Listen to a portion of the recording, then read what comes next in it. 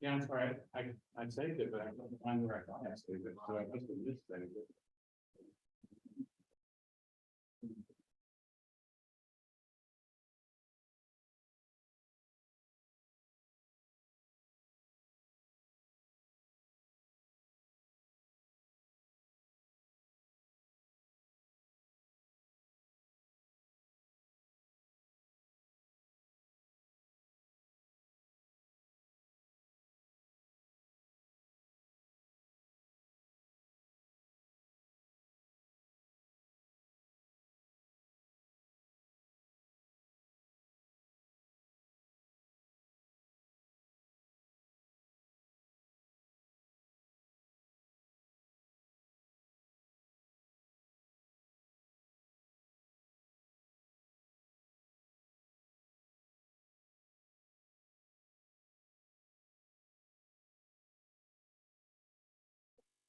Father, one, better get started. Then should be back in just a minute. At this time, I'd like to welcome everyone and call to order the May 16th, 2023 public hearing of the Town of James Island Board of Zoning Appeals, also known as the BZA. This time, for those who wish, please join me in the prayer, and after that, the pledge. Dear God, we thank you for the opportunity to gather here tonight. We pray that this meeting is successful and productive. Please guide us during our discussions and give us wisdom concerning the issues we may face. We pray for the ability to work together in harmony for the welfare of the citizens, land, and natural resources of the town of James Island. In your most blessed name we pray. Amen. For those who wish, can stand and I pledge allegiance to the flag of the United States of America and to the republic for which it stands, one nation under God, indivisible, with liberty and justice for all.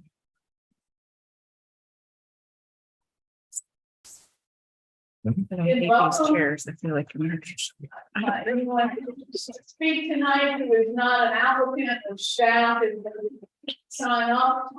In fact, I don't see anybody but staff and applicants. So this meeting has been noticed in compliance with the South Carolina Freedom of Information Act.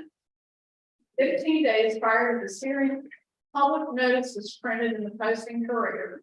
A sign was posted on the designated property, and a notice was mailed to the applicant, a representative, property owner, and property owners within 300 feet of the application, and the parties of interest. Persons, organizations, and the news media that have requested declaration of our meeting have also been notified. The Freedom of Information Act does not require notification to anyone other than the applicant and parties of interest. The board members who will hear your case tonight are myself, I'm Brooke Lyon, I'm the chairperson, David Savage, vice chairperson, Lloyd Smith, and Amy Fabry. Staff members tonight are our planning director, Kristen Crane, our planner two, Flannery Wood in the front, our secretary to the BZA and town clerk, Francis Simmons. And I see Nikki Grimble, our town administrator. And is that a new staff member next to you, Nikki? Or This is our MPA intern, Sam Snyder. welcome. Sam. We're glad you were here tonight.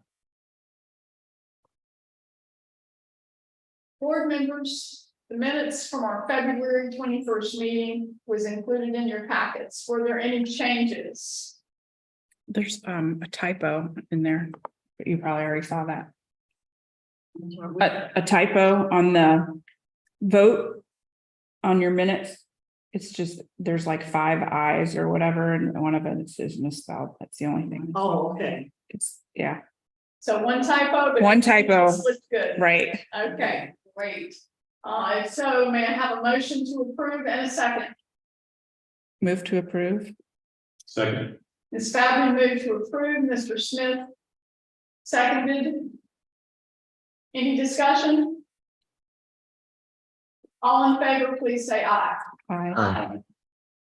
Our case rulings and minutes from this and any BZA meeting are available for public review and inspection during normal business hours at Town Hall.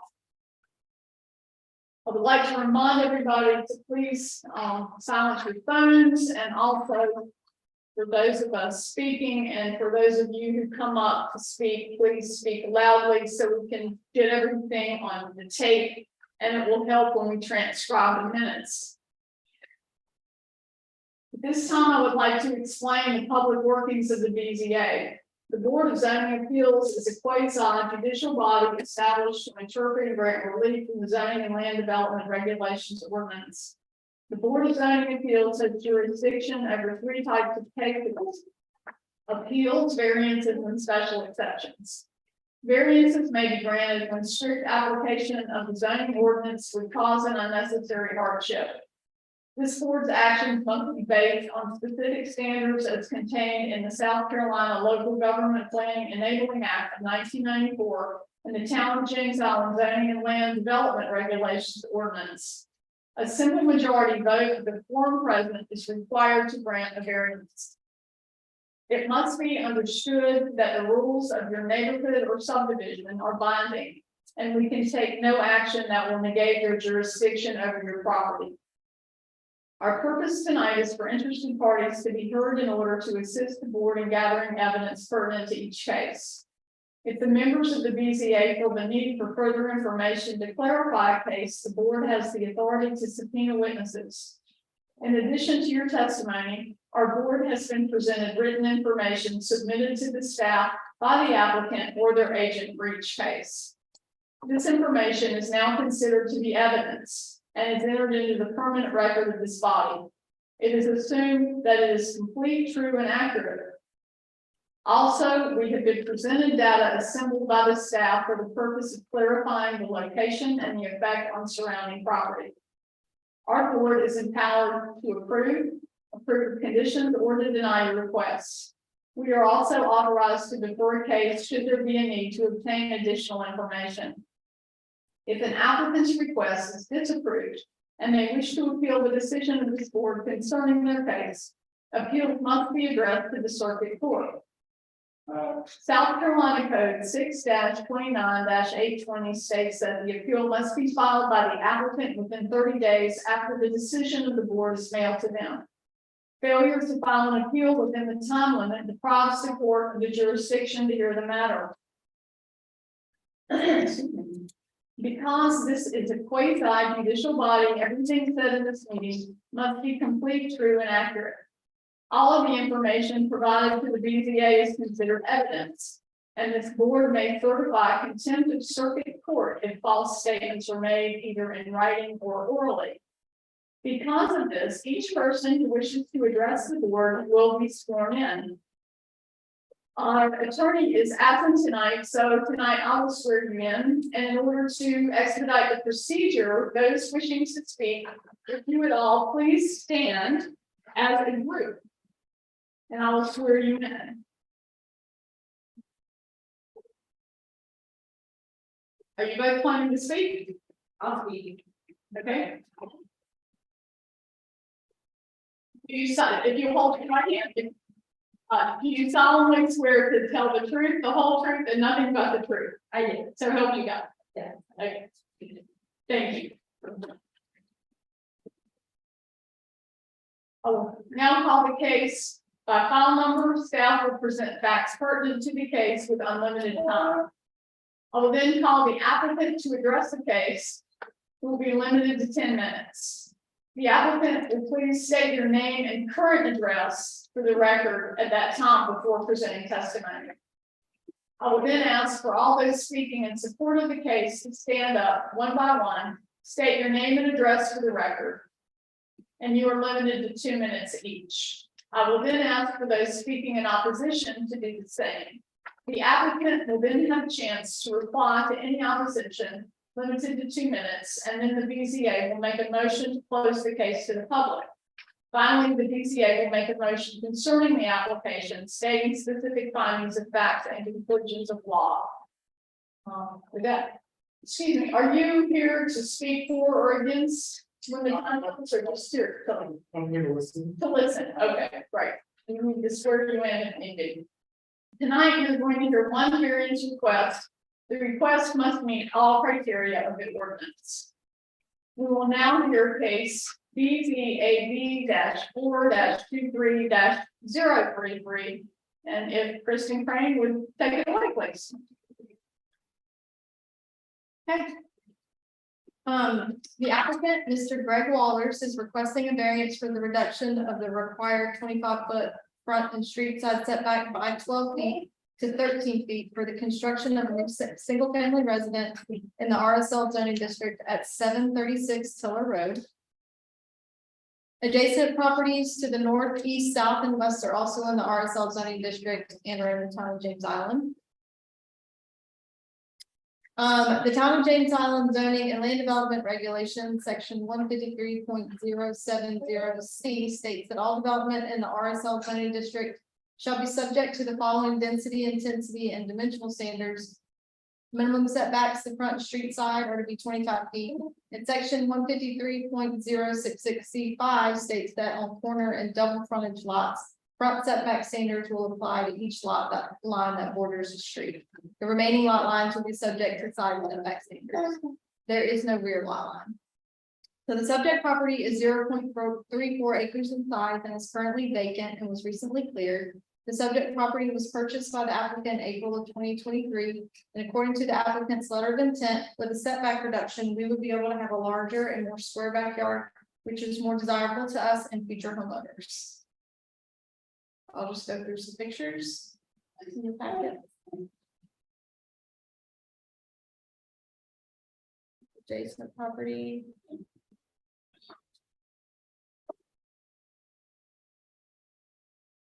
Street lines. This is provided by the applicant. This is what the house would look like on the lot, with meeting the current setback standards. And this is their proposal. According to section 153.049F, the board has the authority to hear and decide appeals for zoning variance and strict application of the provisions of this ordinance would result in unnecessary hardship. A variance may be granted in an individual case of unnecessary hardship if the board makes and explains in writing the following findings. A, there are extraordinary and exceptional conditions pertaining to the particular piece of property. In the response, there may not be extraordinary and exceptional conditions pertaining to this piece of property. However, the lot is vacant and is located on the corner. And B, these conditions do not generally apply to other property in the vicinity. In the response, these conditions may not generally apply to other properties in the vicinity of the 18 homes in the 300-foot radius of the subject property. 4 properties, including the subject property, are corner lots. Additionally, the subject property is the only vacant corner lot, as the other properties' homes were constructed in 1965, 78, and 99, according to Charleston County records. C, because of these conditions, the application of this ordinance to the particular piece of property would effectively prohibit or unreasonably restrict the utilization of the property. In response, the application of this ordinance to this particular piece of property would prohibit the construction of the proposed home in its desired location, and according to the applicant's letter of intent, the application of the required setbacks would allow us to have a less desirable, very narrow backyard. D, the authorization of a variance will not be of substantial detriment to adjacent property or to the public good, and the character of the zoning district will not be harmed by the granting of the variance. In response, the character of the zoning district should not be harmed, and the authorization of the variance should not be of substantial detriment to adjacent property. As the applicant states in their letter of intent, the setback reduction would still meet the current requirements for setbacks on lots that are not corner lots, with at least 10 feet on each side between the house and the property line. And E, the Board of Zoning Appeals shall not grant a variance to the effect of which would be to allow the establishment of a use not otherwise permitted in a zoning district, to extend physically a non-conforming use of land, or to change the zoning district boundaries shown on the official zoning map. In response, the variance does not allow a use that is not permitted in this zoning district, nor does it extend physically a non-conforming use of land or change the zoning district boundaries. F, the need for the variance is not the result of the applicant's own actions. Response, the need for the variance may be the result of the applicant's own actions due to the desired location and configuration of the home. But the letter of intent states that the reason for the proposal is backyard size preference. And G, granting of the variance does not substantially conflict with the comprehensive plan or the purposes of this ordinance. Response, granting the variance may not substantially conflict with the comprehensive plan or the purposes of this ordinance. As one purpose of section 153.070 is to maintain vehicular sightlines around lots. With a granted setback reduction, the home would be at least 30 feet from the edge of pavement on Skip Street and at least 40 feet from the edge of pavement along Tiller Road, according to the proposed site plan, and may not hinder vision from the roadway. The board may approve with conditions or deny this case based on the findings of fact, unless additional information is deemed necessary to make an informed decision. And that is it. All right, thank you, Kristen. Does anyone have any questions for Kristen? Amy? If you could just go over the last one again, the G with the 30 and 40 feet. Yes. Do you have a picture just to walk us through that or whatever, please? Yes, so the letter of intent, and the site plan is basically showing the edge of the pavement. So you can see Skip Street is kind of grayed out. Uh-huh. So the edge, that would be the edge of the pavement. So if you add the 20 feet from the edge of the pavement to the actual property line, and then add the 13 feet from the property line to the edge of the house, that would be 33 feet. And then on Tiller Road, same thing, it would be 20 plus 25. Okay, thank you.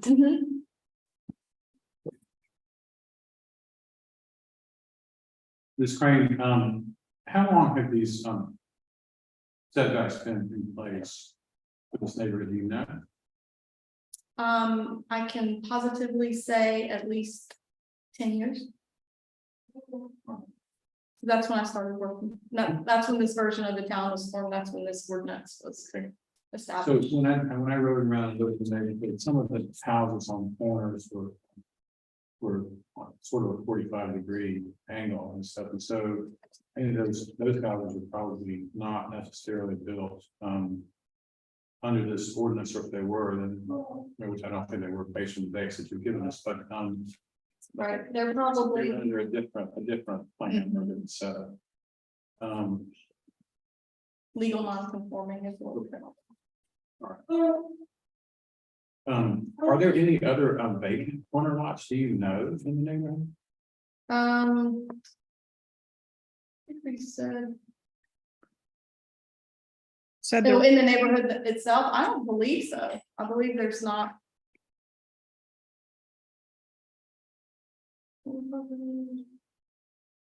That's, I don't know that there's any vacant lots all right, in that neighborhood. that's fair. I'm not sure. That's fine. That's-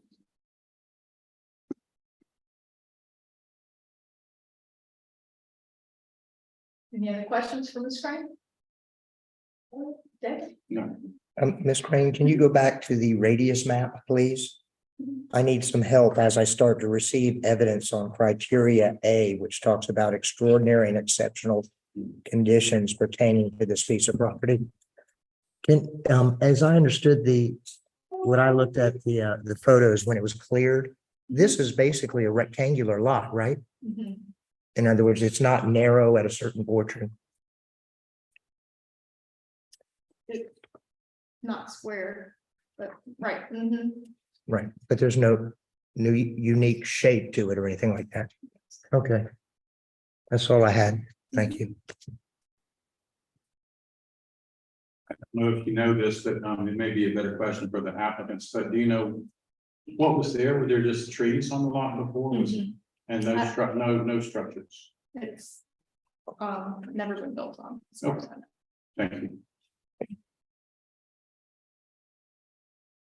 And this really doesn't pertain to this case. I think it's different, but I know the planning commission last month. They reviewed changes that's coming to council this coming week on corner lots. that would not have negated the need for this. That is different, right? And this process already been started. Do you want to speak to that? Because it'll be affecting us in the future anyways. It's for accessory structures on corner lots. Like a driveway or. Well, like shed. a shed, not a driveway, but a shed or something like that. Right now, before the changes, it states that the accessory structure had to be behind the front building line, either on that house or the one next to it, which never really works out on corner lots. Corner lots are tricky, aren't They are. And then a lot of them are set in the neighborhood. Any other questions for Ms. Crane before we call the applicant? Okay, thank you very much, Ms. Crane. At this time, I'll call the applicant. If you would please come up again, state your name, current address, and you have up to 10 minutes. Thank you. My name is Jasmine Brooks and I reside at 1236 Peregrine Drive, actually right there, right now. And I wasn't expecting to speak, but I want to thank you for your time and consideration. So basically I want to say, I'll introduce myself a little bit. I'm an Army veteran and I currently work at USC. And Greg, he's the other applicant, he works at Boeing. And so when we got together and we moved into his house together down the road, we have a 9-month-old now, and we decided that we wanted to build our dream. And this lot was actually owned by some of his friends back in Indiana where he's from. And so we kind of just lucked out on finding it because we love James Island and, you know, wanted to continue to make it our home. It is, you know, we were looking at plans, we found plans that we liked, we modified them. And then we made sure that they could fit. And we were looking through the ordinances like, yeah, we did 10 feet, 25 feet. We didn't realize until after we modified the plans and paid for them and got the structural drawings and everything that it's a corner lot, so it's a little bit different. So that's why we're proposing this today. I just want to add that we also have a appraisal and it is valued at $900,000 what we're building. So it's only going to add value to the neighborhood and the property for if we do end up moving one day, maybe not, I don't know if it's in our future, but for future owners, it will, you know, be appeasing to them as well to have the bigger backyard instead of the narrow backyard. And I don't know if you want to show the picture of, I actually made these drawings. So on the other, if we do it by the current ordinance, then we have a narrow backyard and then a large side yard. So it's just a preference thing, and we're just hoping that you guys will agree that it looks much better on facing Tiller Road. So thank you. If you would stay up here for a Yeah, minute. absolutely. I'm sure folks may have some questions. Does anyone always questions for us at this time? I did have some questions about setbacks, but I think that you may have already answered them. You did find out about the setback. When did you find out about the setback? As soon as, so this process happened very quickly when we found out the lot and getting the owner to sell it to us, we're like, please, it wasn't listed for sale. It was probably February or March when we looked, we actually looked at Charleston County first and then moved over to James Island. It's really hard to find, because if you look through the ordinance, it's a lot to read. So it's like I said, it was my fault. When I first read it, I saw the 10, 25, 10, and I was like, oh, we're good. And then it was maybe a month later that we saw the problem with the being on corner lot, having 25 to 25. So I'd say the beginning of April.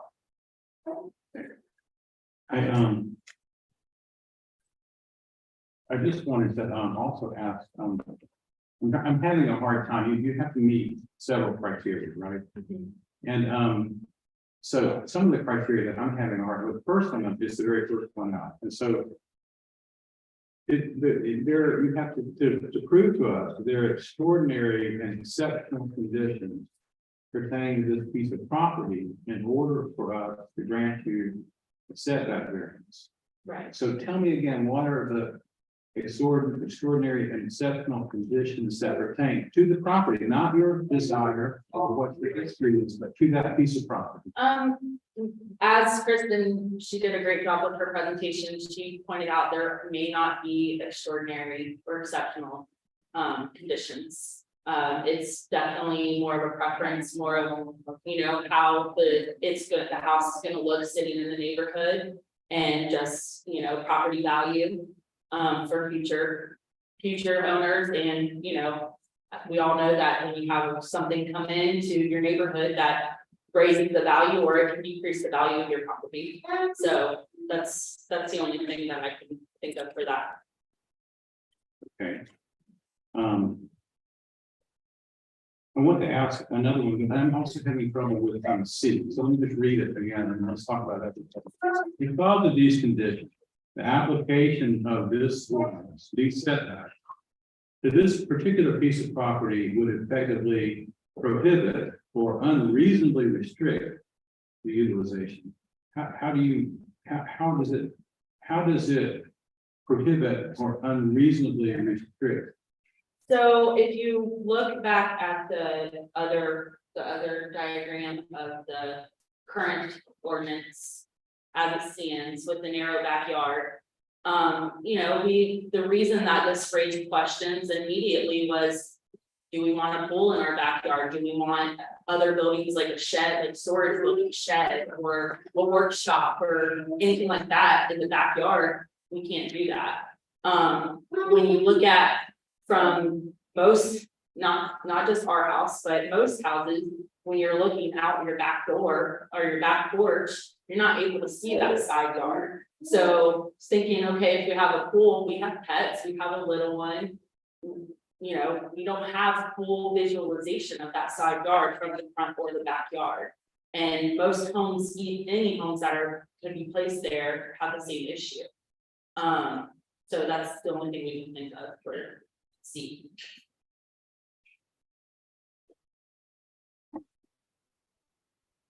So the inability to have a pool or an accessory structure you're saying prohibits or unreasonable. Right, because even though it says 27 feet, those structures still have to be 10 feet from the property line, so you're looking at 17-foot leeway.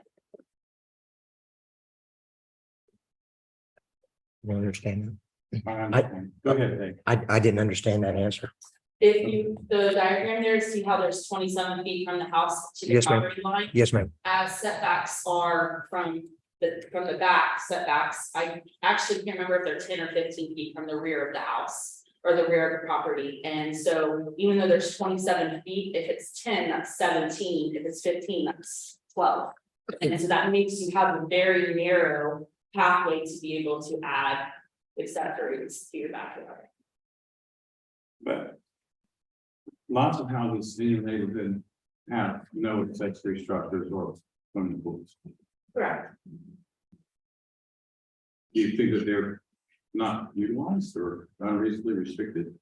I will say that even though a lot don't, a lot do. And for example, two lots back from ours, I believe that Julie, she has a pool in her backyard, but her lot is very deep. So it's a different size lot. Most of the lots in the neighborhood are this size, but there are a few that are bigger lots. But most are this size. But most of them are this, yes. They were also built, most of the homes were also built 25-30 years ago Right. as well, when there were different ordinances in place. Right. I think the last corner lot was built in 1998. So 25 years ago. Yeah, I noticed that a lot of those houses that are tilted, they have very small backyards Right, and unusable side yards, really. I mean. So correct. that's common in the neighborhood. Okay, then the other, I have also trouble with part F, okay? And that is the need for the variance is not a result of the applicant's own action. But you state that the reason is your preference. Yes, it is our. How do you reconcile your preference not being of your own action? I don't think that it is of our own action because we chose the plans. We indeed picked these plans out and had them modified and purchased them before we knew the 25 feet was on both sides was the ordinance. When you bought them, was that was your action? Mhm. Okay. Correct. You are correct. Okay, I don't have any further questions right now. Thank you. Lord David, Amy, do you have any questions for the applicant? What's just out of curiosity, what's the square footage of your home? 2,700. Okay, so I think what you're trying to say is because the lot is rectangular, Mhm. that a house of that size, no matter how you put it, with this existing setback is going to restrict their utilization because it's taking up the entire lot. Like if they can't move it to the front, they can't move it to the back, they can't move it to, Tiller Street. But if they shift it a certain way, which is why they're requesting the variance, that will allow them to have a decent sized yard and be able to utilize that. I think if I can speak for you, what you're trying to express is that basically the extraordinary condition is the fact that the lot is a rectangular and that it's a corner lot. And those are the extraordinary conditions because it's a corner lot and the shape of the actual lot and the size of your house that you're planning to put. That's just how I interpret it. I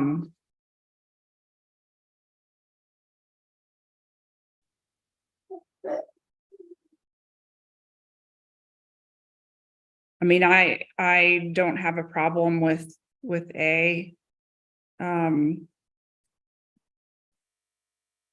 Or B with the application to other properties in the area, because in the packet it said, or right there, it says that basically the other houses that were on corner lots were all built before this ordinance was in place.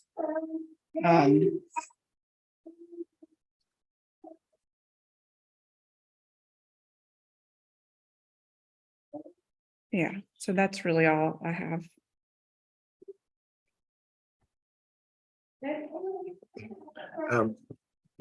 My name's Dave Savage, and you appealed to me early on when you said you were an Army veteran, because I'm in the Marine Corps. And I want to tell you that while I can only speak for myself, in these hearings here, when people come for a variance, to the extent that we can exercise our discretion on each of these factors, we really try to give the tip of the ball to the applicant. But I'm going to tell you, I have some real difficulties here, especially with the sections that Mr. Smith asked you. You got to help me with these extraordinary and exceptional conditions pertaining to this piece of property, because I'm sitting here with the evidence and with the presentation is we bought a lot that's rectangular. Well, I get it. Most lots are. And my question to Ms. Crane is, well, did it narrow somewhere where, this property is a little different? But basically what I'm hearing is we got a deal on a lot and we want to put this house, we can put it this way, it'll fit and we can do it. But that's not what we want to do. We want to do it this way. And I'm with you, but when we were appointed to this board, we were said, look, you got to hear these things and you got to follow these criteria. So on each of these, we're kind of limited in how we can hear it and our discretion as to whether or not it sways it. And I got a problem with A, and I'm gonna let you know what my problems are. If you'd like to kind of say, hey, well, let me not change my answer, but let me give you some more information on this. So A, I really got a problem with the extraordinary and exceptional conditions pertaining to this property. C, would it effectively prohibit or unreasonably restrict the property? No, you just don't want your house facing this way. You want it faced that way. Well, there are a lot of people that might like a bigger backyard or more room.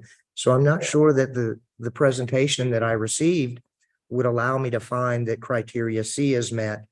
And I got to tell you, F, was it not the result of the applicant's own actions? And you were saying that, well, you were kind of picking out this house in February or March, but the lot is bought in April. It's cleared. And now you're coming now, and when you buy property, you got to do your due diligence, and it really could have been possible to seek the variance before the purchase.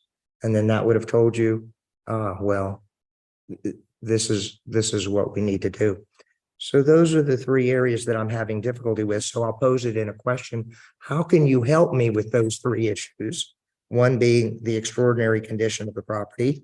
Two being that if we don't do it, it would basically unreasonably restrict the use. And number three, that we're not here because of your actions. So the thing that I could add is my experience in construction. My father has a construction business, 36 years. And my brother's also a builder. And so I've seen hundreds and hundreds of plans. And I would say that the average house plan, ours is 48 feet wide, as you can look on the picture there. The average house plan is between 45 and 50 feet wide.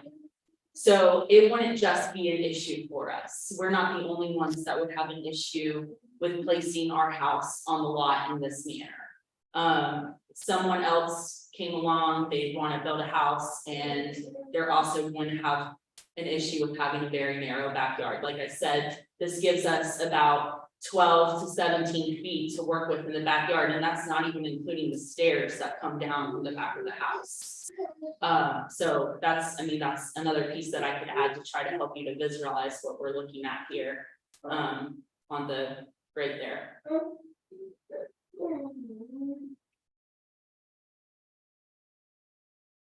Was my only question. Is your house gonna be 2 stories, elevated? It's elevated, it's 1 story and it's elevated. You know, when I reviewed the case, I too have, the criteria that I had marked with A and C and F.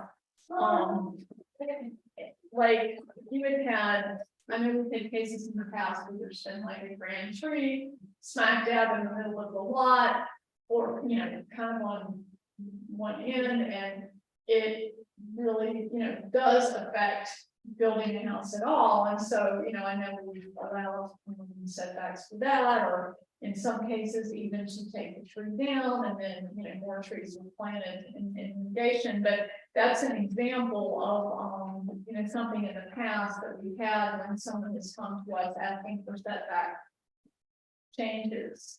And,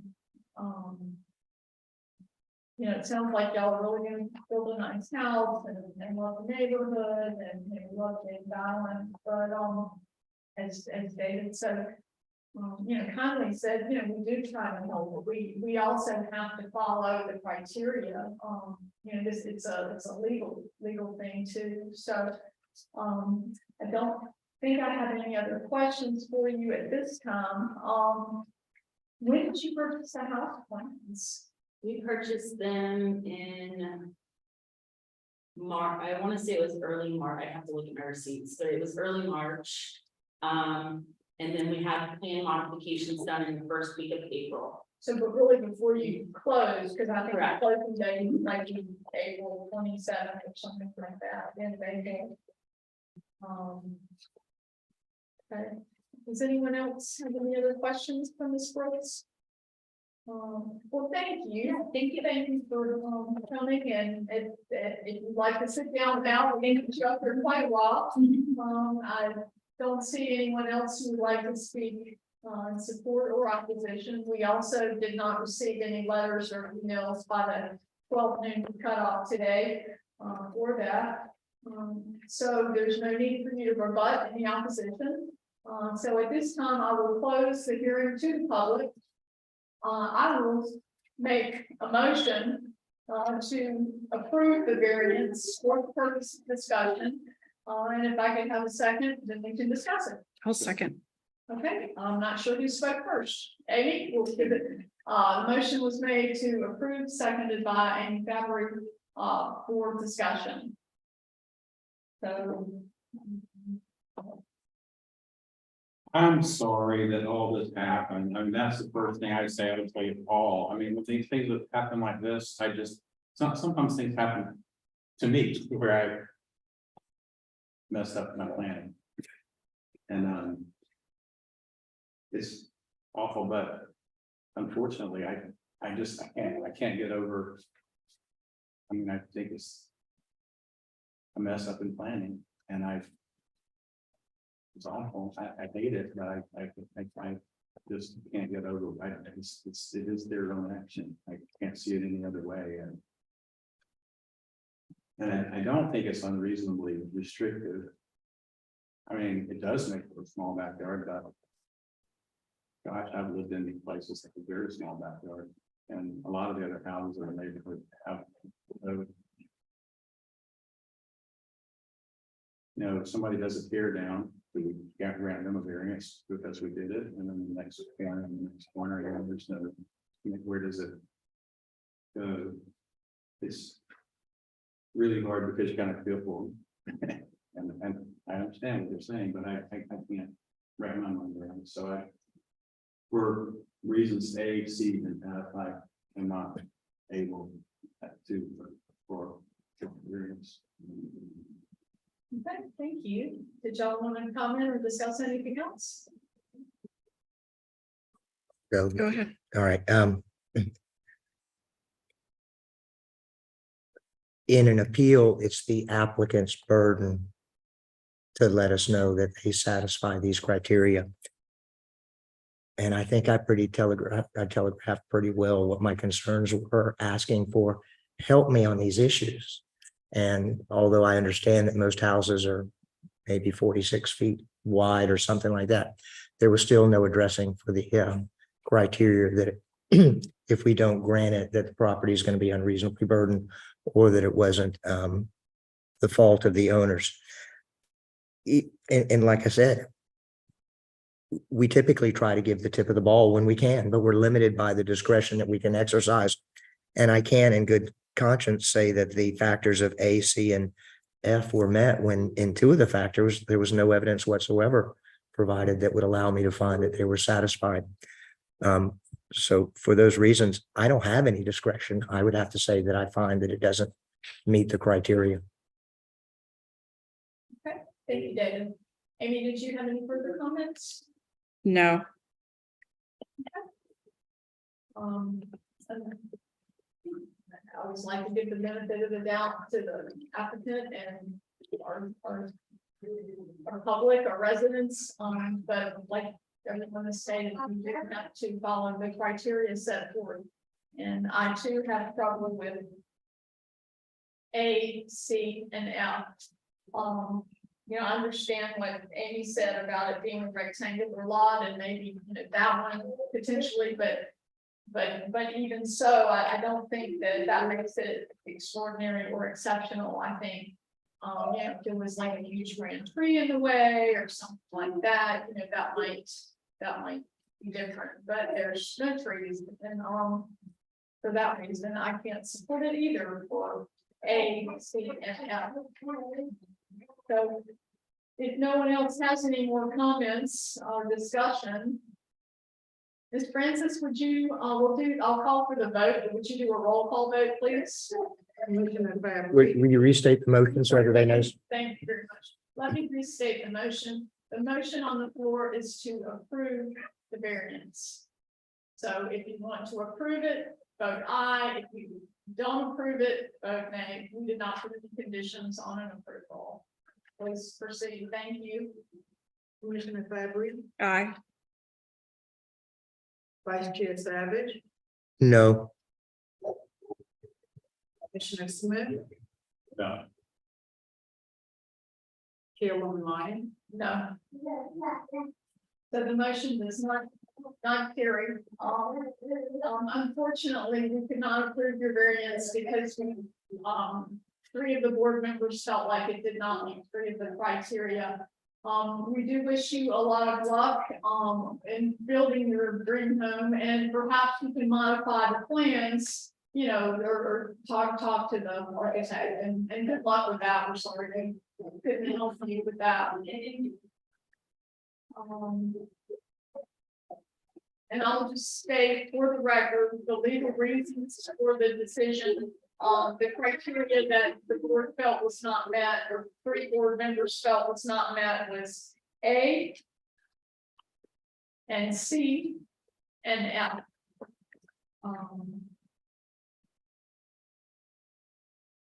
And I think maybe I'll read, so we can put that in the minutes, what they actually were. I think it's a good idea. That the A is that there are extraordinary and exceptional conditions pertaining to the particular piece of property. 3 members felt like that one wasn't met. Because of these conditions, the application of this ordinance to the particular piece of property would effectively prohibit or unreasonably restrict the utilization of the property. 3 members felt like that wasn't met. And then the need for the variance is not the result of the applicant's own actions. And 3, that was F, and 3 members felt like that wasn't met. We had a member of the public a while back say, what's A, C, and F, can you give us more specifics? So perhaps we can get that into the minutes in the future, as well as if they're watching us on YouTube or Zoom or whatever we do these days. I would like to let y'all know that the final decision will be mailed to y'all within 10 working days. You can contact the planning and zoning staff with any questions about the denial. So under additional business, our next meeting is scheduled for June 20th. We don't have a case at this time. However, they've got until Friday to submit something.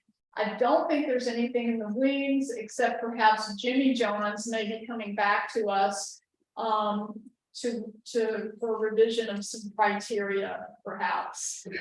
So we will wait to hear from Kristen on that. I wanted to thank the staff. Y'all do such a great job, and I especially want to thank Kristen. You get a lot of heat from the public. I mean, you're like the messenger. You're not the message, but I know the past year has been really challenging. Past 2 years really has been really challenging with a lot of our cases, and not just in BZA, but in planning. And you just really take a lot of heat, and it's pretty unfair sometimes, I think. And I just want you to know how much our board appreciates you. Everybody always says really nice things about you, and I just wanted to get down the minutes of the meeting and thank you. Because I know it's such a stressful job. You have a lot of balls in the air, and I know Flannery is a great, I won't say sidekick, but right hand, with and y'all just do a great job, but especially Kristen, you really hung in there. We're just grateful that you're a planning director, and so please just continue to hang in there. Glad we had a month or 2 off, and maybe you'll get June off too. We'll see. But anyway, thank you, and of course, many thanks to Francis for diligently coming and doing our minutes and making sure they're accurate for people who question us down the road. So with that said, does anyone else have any comments? I do have one more possibility. We may be getting a new BZA member. We all really miss Corey since she had to resign for family reasons. And I believe Dan Bowles, Councilman Bowles, has been looking for someone to try to fill her shoes. So it's possible that by our next meeting, we may have someone. I hope he may appoint someone at the council meeting this coming Thursday. Nikki, could you speak to that? Are you aware of any potential new BZA members? I am not aware if he has found someone, but I do know that he reached out to 3 individuals in the last month or so, so that may have brought someone to Great, well, hopefully if we get one, Francis can get them sworn in, and then at our next meeting, perhaps we'll be back to 5, and, we just have such a great conscientious and caring board. I'm really grateful to serve with all of y'all. So if there's no further business, this meeting, the town of James Island Board of Health Appeals, thank you all. Weren't we gonna have a CLE, some sort of training? We are, but we were waiting for the new member.